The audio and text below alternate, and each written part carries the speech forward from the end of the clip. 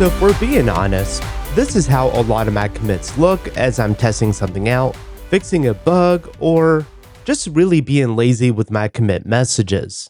And it doesn't have to be just for updating CI, it could really be anything. Now on shared projects, I do put a bit more effort in my commit messages, but there's often times where I'm still lazy.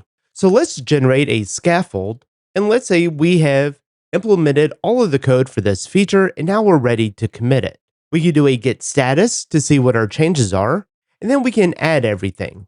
But now, when we go to create our commit message, I would usually just do something like added users, and that's not very helpful. So in this episode, we're going to look at how we can leverage AI to look at the diff of our commits so that we can unobtrusively add it into our application by just doing a git commit.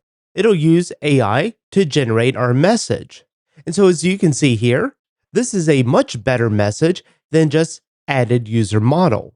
And that's what we're going to look at in this episode is how we can use AI to create our commit messages based on the diff. Now you always want to make sure that you review what is being added in the commit message so that it makes sense, it's not just adding bloat, and that it is relevant to the changes that you had made. So we can go ahead and right quit these changes, and now we're ready to push it up. And the nice part about this approach is that we're going to use a local model instead of a cloud service.